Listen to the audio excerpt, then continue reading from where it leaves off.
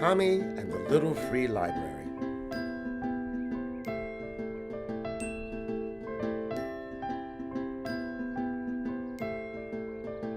Here sits young Tommy, a boy of age 10, who comes here and reads again and again.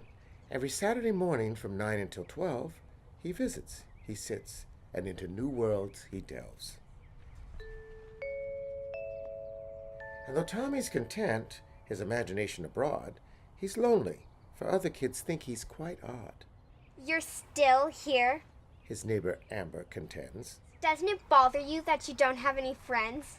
She laughs, as her brother Jack then remarks. Yeah, all of us normal kids go to the park.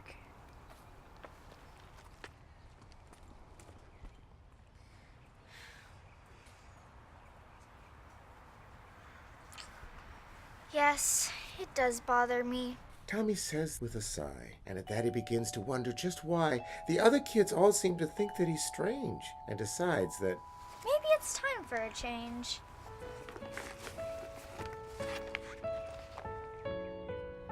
And with that, Tommy heads to the park down the street, wondering how many prospective friends he will meet.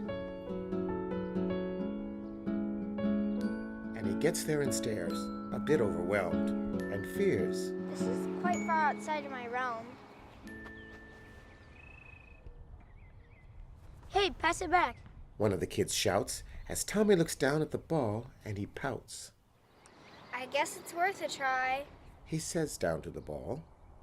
And he steps, and he swings, and he slips, and he falls, and the kid starts to laugh. Or maybe not. Nice going, Tommy. You just blew that shot.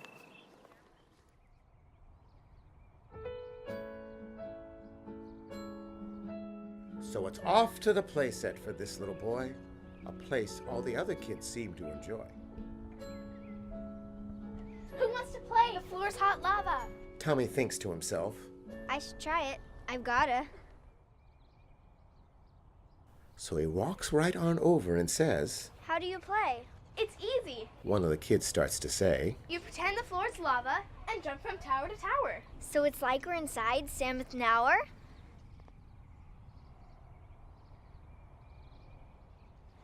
But we have enough people. she then says with a sting.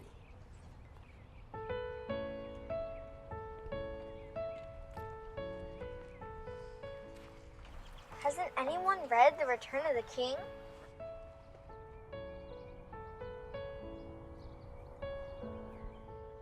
So Tommy sits down, a small bit fatigued. Yeah, I know. Tommy perks up and listens, intrigued. Like, have you heard that new Taylor Swift song? No, who is he? But Tommy said something wrong. Are you kidding? Oh, it's you again. See, that's why no one will ever be your friend. You're no good at games. You act like a fool. All you're good at is reading. You will never be cool.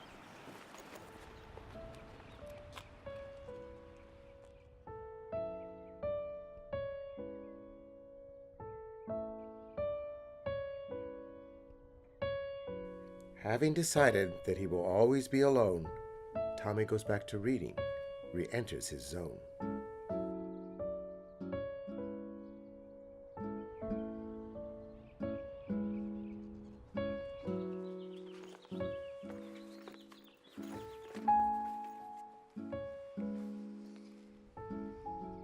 He becomes so involved that he doesn't even see the girl standing there until she says, Excuse me? Which one is that? Tommy looks up in surprise and wipes the small tear that remained in his eyes. The Goblet of Fire? He replies quietly. Awesome. I just finished book number 3. Hi, my name's Tommy. How come I've never seen you here before? I should ask you the same. I'm Cece, and I come here every Saturday from 1 until 4. No one else is ever here, and it's really a bore. My parents work every day of the week. I get stuck with my jerk babysitter Monique.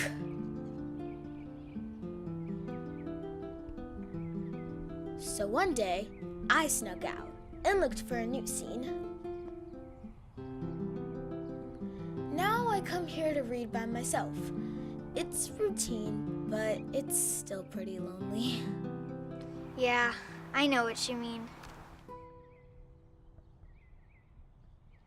Well, I usually come here from 9 until noon, which is why we have never crossed paths, I presume. But today I got sidetracked. Thought I'd try something new. Well, I'm glad that you did, or else we'd never have met. Yeah, would you care to join me? Sure, you bet.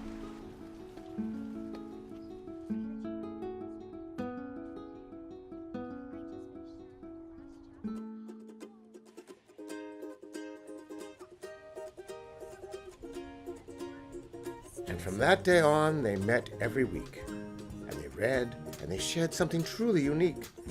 And young Tommy never felt lonely again, for through his love of reading, he'd made a true friend.